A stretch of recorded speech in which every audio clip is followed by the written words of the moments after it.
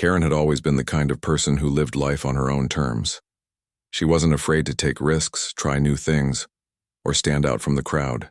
Whether it was skydiving in Switzerland, hiking through dense jungles in Thailand, or simply striking up conversations with strangers at a cafe, Karen thrived on adventure. Her friends often joked that she had an insatiable curiosity about the world, but sometimes that curiosity got her into situations she hadn't planned for. On this particular trip, Karen found herself in London, a city she'd dreamed of visiting since she was a little girl. The iconic red phone booths, double-decker buses, and historic landmarks were everything she imagined they'd be. Over the past few days, she'd explored every corner of the bustling metropolis, strolling along the Thames River, marveling at Big Ben, wandering through the British Museum, and indulging in fish and chips at a cozy pub tucked away in Covent Garden. But there was one experience she hadn't checked off her list yet: the changing of the guard ceremony at Buckingham Palace. The morning air was crisp as Karen made her way to the palace, her bright red trench coat flapping gently against her legs. She'd chosen the coat intentionally, thinking it would make her feel like part of the royal scene. "Red is regal," she muttered to herself with a grin as she adjusted her scarf. Little did she know, her outfit choice would later become ironic given the events that unfolded. When Karen arrived at Buckingham Palace, the area was already buzzing with tourists from all over the world. Families with children, couples holding hands, solo travelers snapping photos. Everyone seemed excited to witness the famous tradition. Karen squeezed her way to the front of the crowd, determined to get a good view. She loved being close to the action, where she could see every detail unfold before her eyes. As the clock struck 11, the ceremony began. The sound of marching footsteps echoed across the square as rows of impeccably dressed guards approached the gates. Their tall, bearskin hats swayed slightly with each step, and their perfectly synchronized movements drew gasps of admiration from the audience. Karen watched intently, her camera phone raised high above her head to capture the moment. But as the minutes ticked by, Karen started to notice something peculiar. Despite the noise and commotion around them, the guards remained utterly expressionless.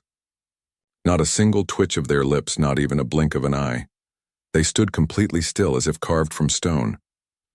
This stoic demeanor fascinated Karen. How could someone remain so composed while surrounded by hundreds of people shouting, laughing, and waving? It almost seemed impossible. Her fascination quickly turned into playful mischief. Karen decided to test the limits of the guards' discipline. At first, her antics were harmless enough. She mimicked their rigid posture, standing ramrod straight with her arms glued to her sides. When another tourist nearby shouted, "Smile," Karen joined in, giggling as the guard ignored them completely. Emboldened by the laughter of those around her, Karen stepped closer to the barrier separating the crowd from the guards.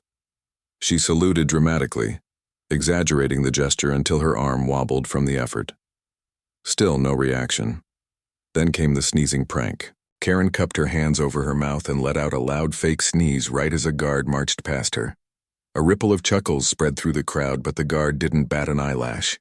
His focus remained unwavering, locked onto some invisible point in the distance. Karen couldn't help but admire his dedication. Most people would have cracked a smile, or at least glanced in her direction. But not him.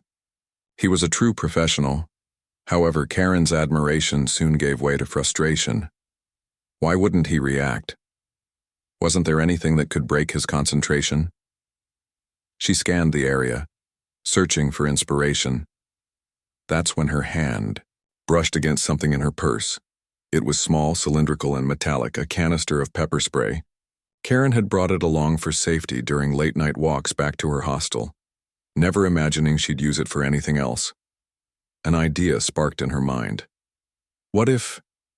No, she couldn't possibly. Could she?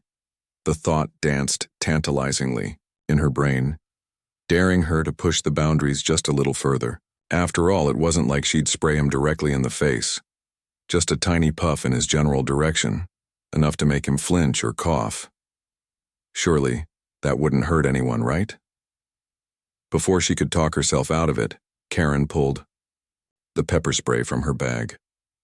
Her heart raced as she held it discreetly behind her back, glancing around to see if anyone was watching. The crowd was distracted, absorbed in the spectacle of the ceremony. No one paid attention to her. With a deep breath, Karen extended her arm slightly and pressed down on the nozzle.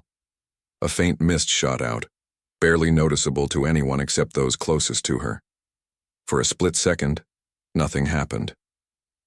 Then, chaos erupted. The faint mist of pepper spray lingered in the air for only a moment, but its impact was immediate and explosive. At first, Karen thought she'd succeeded. Surely, the guard would react now. She expected him to cough, blink rapidly, or maybe even step back in surprise. But instead, something entirely unexpected happened. The crowd around her gasped audibly, their cheerful murmurs turning into alarmed whispers. Tourists who had been laughing moments earlier now stared at Karen with wide eyes, some covering their mouths in shock. A mother standing nearby pulled her child closer, shielding them as if anticipating danger. The once light-hearted atmosphere dissolved into tension so thick it felt suffocating. Karen froze, her hand still gripping the small canister of pepper spray. Her mind raced as she tried to process what was happening. Why wasn't the guard reacting? Shouldn't he have flinched by now? And why were people looking at her like she'd committed a crime? Before she could gather her thoughts, movement caught her attention. Two burly security officers emerged from behind the barriers, their faces stern and focused. They moved swiftly toward Karen, weaving through the crowd with purpose. One of them barked an order into a radio clipped to his shoulder, his voice sharp and authoritative. Panic bubbled up inside her chest as she realized the gravity of the situation. "Ma'am, step aside," one of the officers commanded, his tone leaving no room for argument. He reached out and firmly took hold of Karen's arm, pulling her away from the barrier. The other officer followed closely, scanning the area as though preparing for further trouble. Karen stumbled slightly, her heels clicking loudly against the pavement as she was led away. Protestations formed on her lips, but they died before she could utter a word. What could she say? That it was just a joke? That she hadn't meant any harm? Somehow those excuses sounded hollow even in her own mind. As she was escorted past the gates and into a secure area behind the palace walls, Karen's heart pounded wildly. She glanced over her shoulder, catching sight of the crowd she'd left behind. Some tourists were recording videos on their phones while others pointed and whispered among themselves. A few shook their heads disapprovingly, their expressions a mix of disbelief and disdain.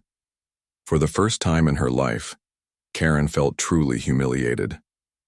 Once inside the restricted area, the officers brought her to a small enclosed space that resembled an office.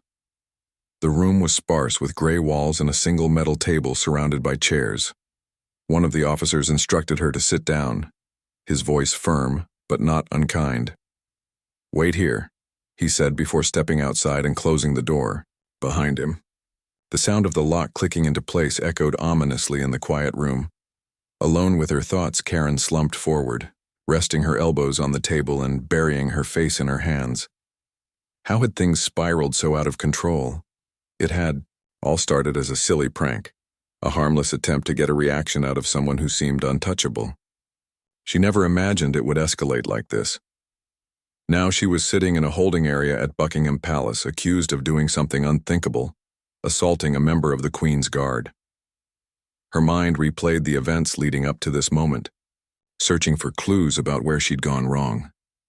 Was it arrogance, impulsiveness, or simply boredom mixed with poor judgment? Whatever the reason, Karen knew one thing for certain. She couldn't undo what she'd done. All she could do now was wait and hope for leniency. Time seemed to crawl by as Karen sat in the cold, sterile room. Every creak of the floorboards outside made her jump, fearing another authority figure was coming to reprimand her. Finally, the door opened again and two more officials entered. One wore a crisp uniform, while the other carried a clipboard and appeared to be taking notes. Their presence was intimidating yet professional. "Ms. Karen," the uniformed official began, his voice calm but firm. "Do you understand the seriousness of your actions today?" He paused, giving her a moment to respond. Karen nodded weakly, her throat too dry to speak. You sprayed a substance near a member of the Queen's Guard during an official ceremony. This is considered a breach of protocol and a threat to their safety. A threat? Karen finally managed to choke out.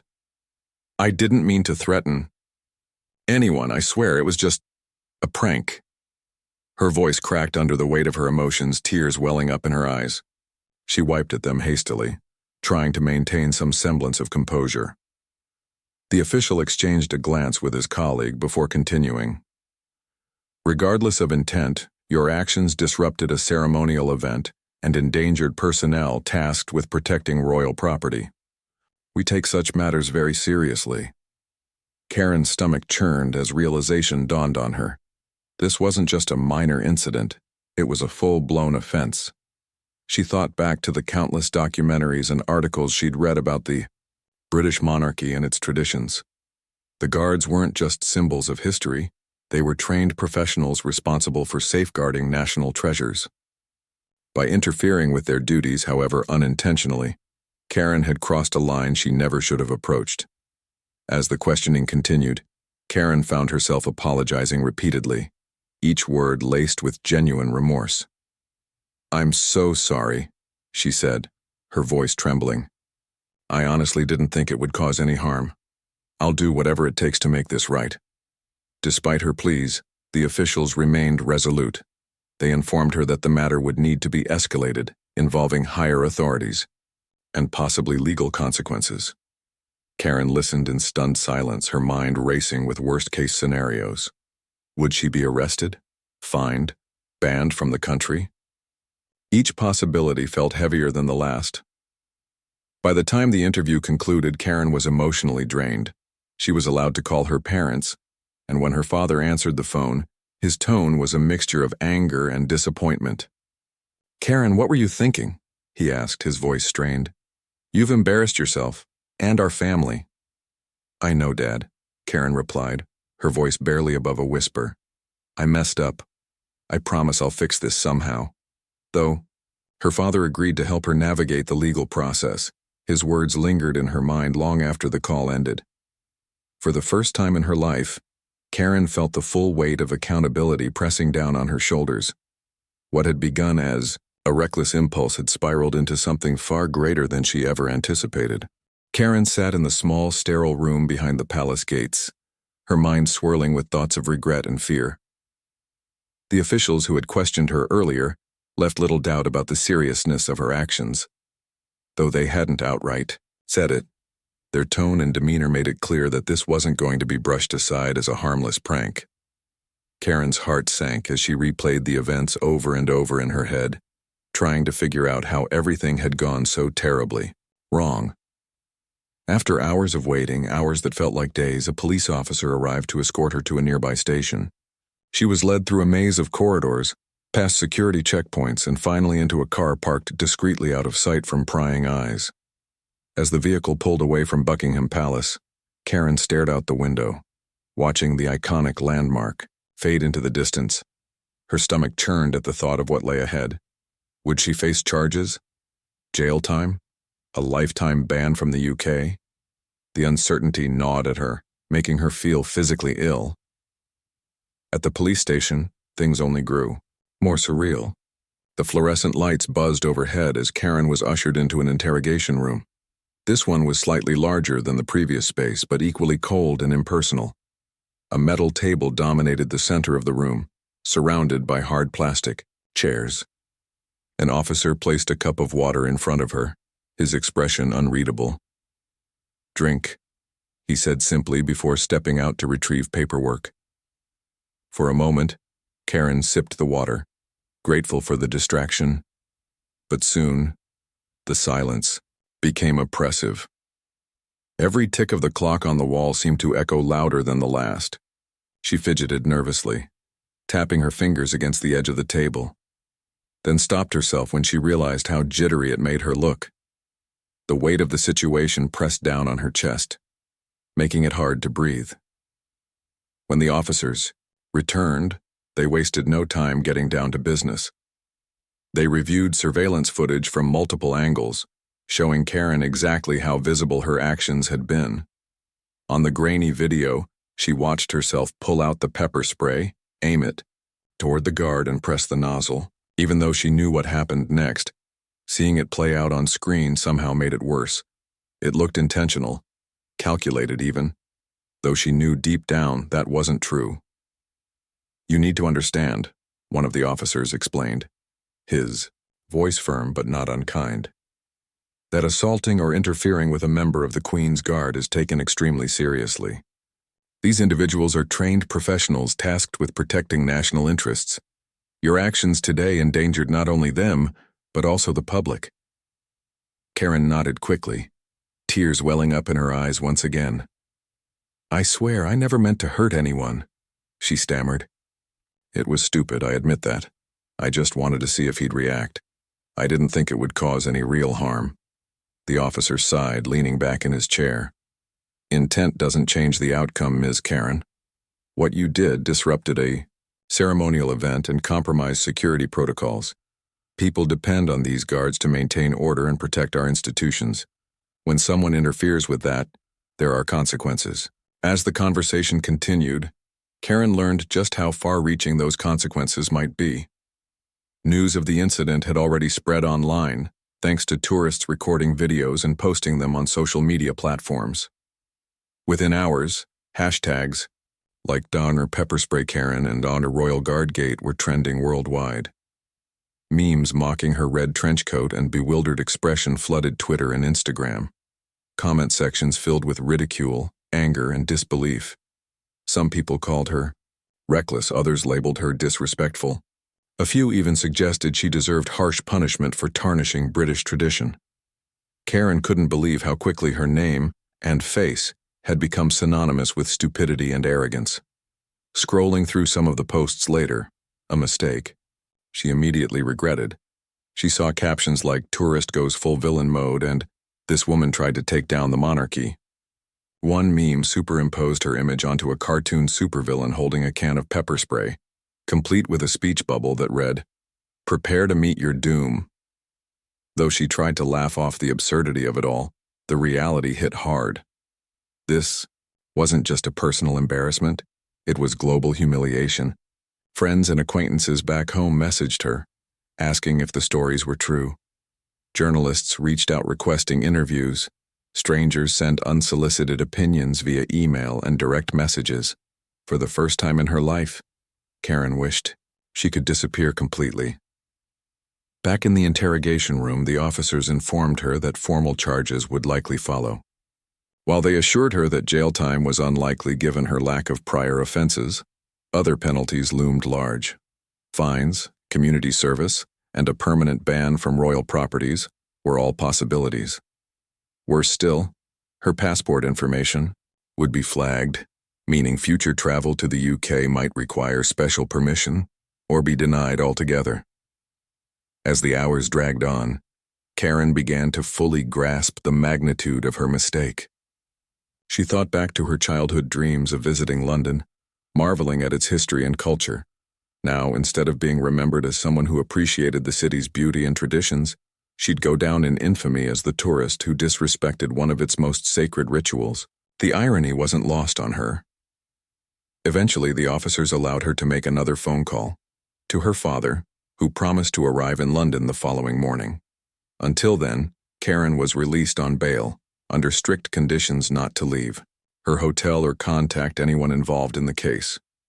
As she walked back to her room, exhausted and emotionally drained, she collapsed onto the bed, staring blankly at the ceiling. Her bright red trench coat lay crumpled on the floor where she'd tossed it earlier, a stark reminder of the day's events. Lying there in silence, Karen replayed every decision that had led her to this moment. Why hadn't she stopped herself? Why had she let curiosity and impulsiveness override common sense? And most importantly, how could she possibly begin to make amends? Sleep eluded her that night. Each time she closed her eyes, images of the guard's stoic expression haunted her. She imagined him reporting to duty despite the discomfort caused by her actions, maintaining his composure because that's what was expected of him. His dedication shone brightly in contrast to her recklessness. For the first time, Karen truly understood the importance of respecting boundaries, not just physical ones, but cultural and professional ones too. By morning, dark circles shadowed. Her eyes and her body felt heavy with exhaustion. Still, she forced herself to shower, dress, and prepare for whatever came next. Her father arrived shortly after breakfast, his presence offering a sliver of comfort amidst the chaos. Together, they met with legal representatives to discuss potential outcomes and strategies for moving forward. Throughout the process, Karen remained quiet, letting her father handle most of the talking.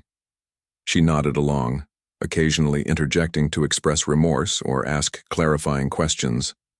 By the end of the meeting, it was clear that while the road ahead wouldn't be easy, there was hope for redemption, if she committed to taking responsibility for her actions. As she left the lawyer's office, Karen took a deep breath, steeling herself for the journey of self-reflection and growth that awaited her. She knew repairing her reputation wouldn't happen overnight, but she vowed to try. After all, mistakes are part of life, but learning from them is what defines us. The weeks that followed Karen's arrest were a blur of legal meetings, media scrutiny, and soul-searching. Her days revolved around court appearances, consultations with lawyers, and endless conversations with her father, who had flown to London, to support her during this tumultuous time. While the initial shock of her actions had worn off slightly, the weight of the consequences only seemed to grow heavier with each passing day. Karen's case quickly became a topic of national and international interest. Headlines about pepper spray Karen dominated newspapers and online platforms. Journalists dissected every detail of the incident, from the moment she pulled out the pepper spray to her tearful apology in the interrogation room. Talk shows debated whether her actions were simply reckless or indicative of a deeper disrespect for cultural traditions. Some commentators argued that leniency was warranted given her lack of malice, while others demanded strict punishment as a deterrent against similar behavior in the future. Despite the overwhelming attention, Karen found solace in one thing: she wasn't alone. Her family rallied around her, offering unconditional love and guidance. Her father, though visibly disappointed, reminded her that mistakes could be opportunities for growth if approached with humility. Her mother sent care, packages filled with handwritten notes and comforting snacks, urging her to stay strong. Even her younger brother reached out, cracking jokes to lighten the mood and remind her that she was still loved, no matter what happened. But outside her inner circle, the world remained unforgiving. Social media continued to buzz with mockery and criticism. Memes featuring Karen's face circulated endlessly, often accompanied by captions like, "When you think pranks are harmless," or "How not to behave abroad." Some posts were lighthearted, poking fun at her expense, but others cut deeper, accusing her of arrogance and ignorance. Strangers left scathing comments on articles about her, calling her everything from entitled to a disgrace to tourists, everywhere. At first, Karen tried to ignore the negativity. She deleted social media apps from her phone and avoided reading news stories about herself. But curiosity eventually got the better of her, and late one night, unable to sleep, she caved.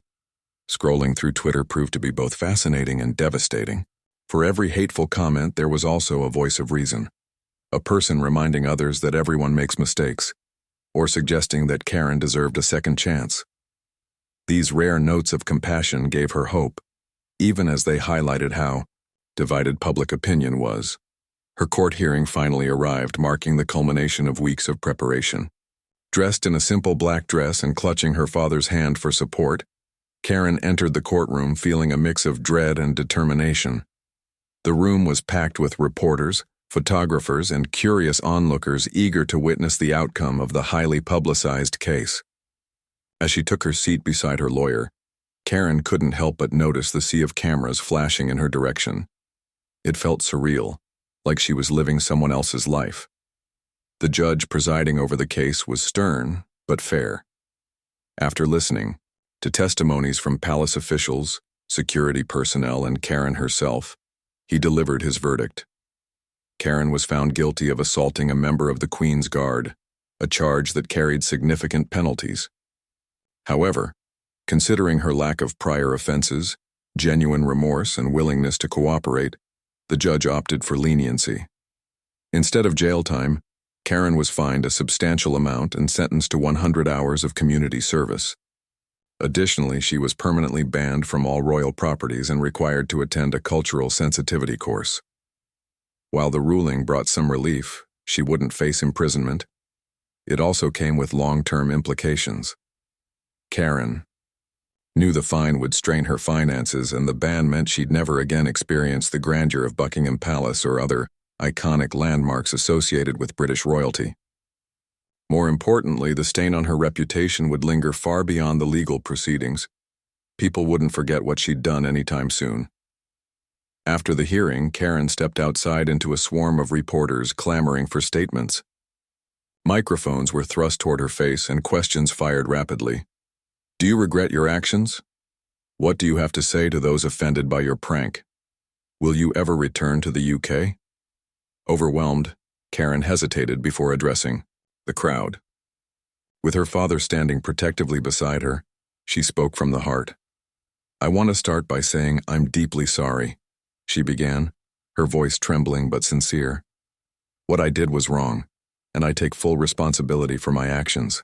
I never intended to cause harm or disrespect anyone, but I understand now that my choices had serious consequences. I've learned an important lesson about respecting boundaries, not just physical ones, but cultural and professional ones too. To the guard I affected, to the royal family, and to everyone who was offended by my behavior, please know that I am truly, genuinely sorry. Her apology was met with mixed reactions. Some reporters nodded approvingly, acknowledging her honesty and vulnerability. Others scribbled furiously in their notebooks, likely preparing scathing critiques for tomorrow's headlines.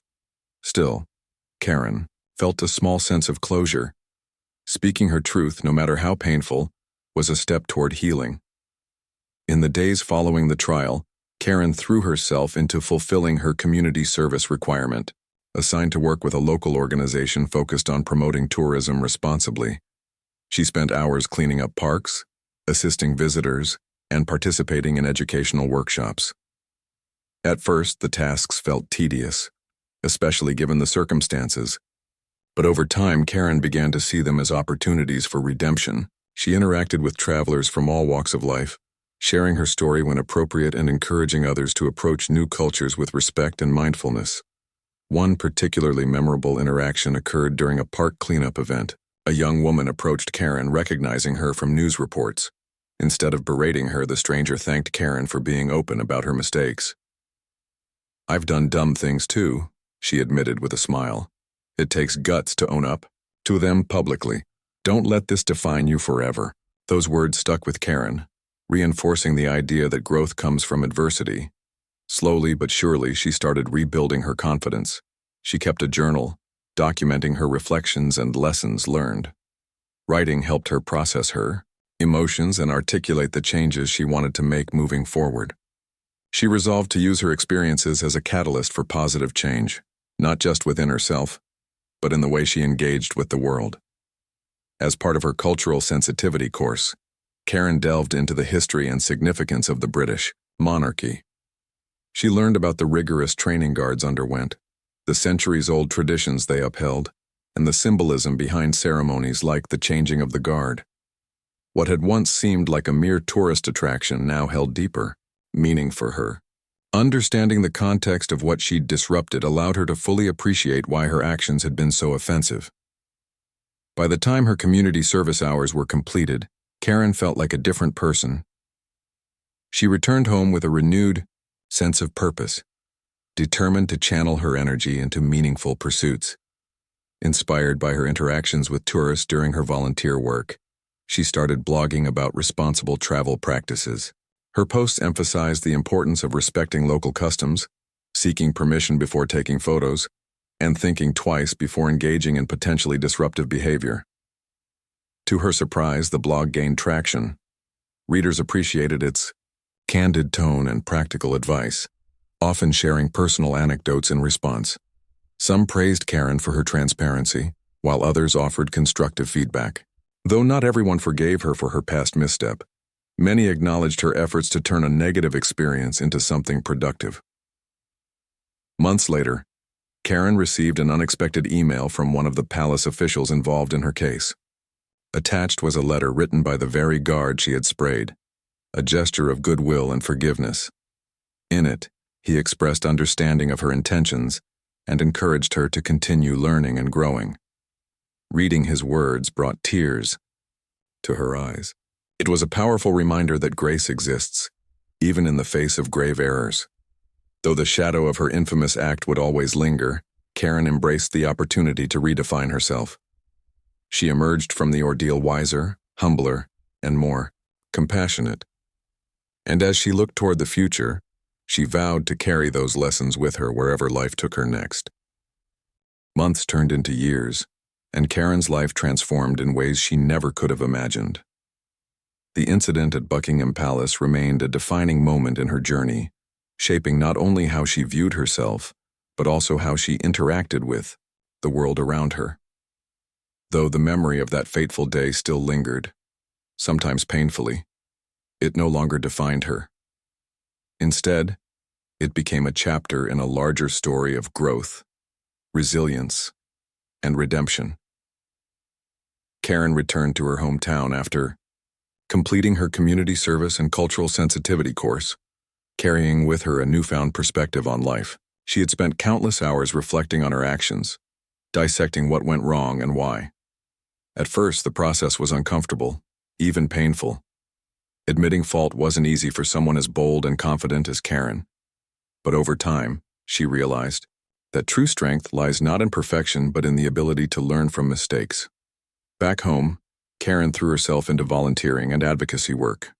Her blog about responsible travel grew steadily, attracting readers from all corners of the globe. People were drawn to her authenticity. She didn't shy away from discussing her infamous pepper spray incident, as she now referred to it. In fact, she often opened her posts with an acknowledgement of her past misstep, using it as a springboard to discuss broader themes like cultural sensitivity, accountability, and personal growth. One of her most popular articles, titled, "Why I'll Never Take That Can of Pepper Spray Out Again," went viral within days of its publication. In it, Karen recounted the events leading up to the incident, detailing her thought process and explaining how impulsivity clouded her judgment. She admitted that she'd underestimated the seriousness of her actions, assuming they would be dismissed as harmless fun. The article concluded with practical advice for travelers. Always research local customs before visiting new places. Respect boundaries, both visible and invisible, and think twice before doing something just for attention or entertainment. The response to the piece was overwhelming. Readers flooded her inbox with messages of support, sharing their own stories of regret and redemption. Some confessed to making similar blunders while traveling, while others praised Karen for turning a negative experience into a positive influence. A few detractors remained, accusing her of seeking fame through controversy, but their voices were drowned out by the majority who saw her transformation as genuine. Encouraged by the feedback, Karen expanded her platform beyond blogging. She began hosting webinars and workshops on ethical tourism, partnering with organizations dedicated to promoting sustainable travel practices. Her presentations combined humor, vulnerability, and actionable tips, making complex topics accessible to audiences of all ages. During one particularly memorable session, she shared a slide featuring a cartoon version of herself holding a can of pepper spray, captioned, "Don't be like me." The audience erupted in laughter, breaking the ice and creating space for deeper discussions about responsibility and respect. As her reputation improved, invitations to speak at conferences and events poured in. Karen traveled extensively, sharing her message with diverse groups of people, from school children learning about global citizenship to seasoned travelers looking to refine their habits. Each talk reinforced her belief that education is key to fostering understanding between cultures. She emphasized the importance of empathy, encouraging listeners to put themselves in others' shoes before acting. Despite her growing success, Karen remained grounded. She knew better than anyone that redemption doesn't erase the past. Every so often, reminders of her infamous act surfaced: a snarky comment online, a sarcastic joke at a party, or a meme resurfacing on social media. Rather than letting these moments derail her progress, she used them as opportunities to reinforce her commitment to change. When trolls mocked her on Twitter, she responded with grace, acknowledging their frustration while gently pointing out that everyone deserves a second chance. Her efforts eventually caught the attention of a prominent travel magazine, which featured her in a cover story titled, "From Infamy to Advocacy: How One Mistake Sparked a Movement." The article chronicled Karen's journey from reckless tourist to conscientious advocate, highlighting her dedication to spreading awareness about respectful travel.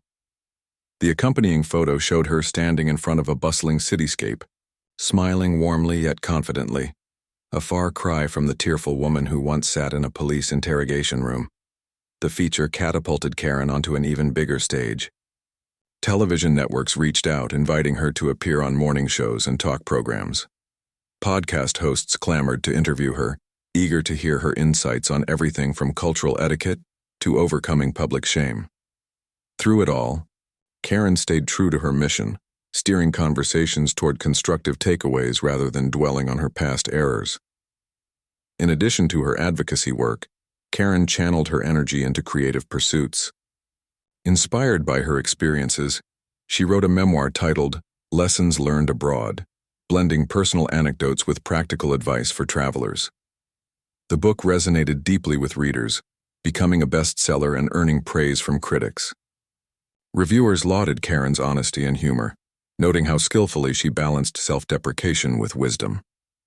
One reviewer described the memoir as a roadmap for anyone seeking to grow from their mistakes and embrace the beauty of imperfect journeys.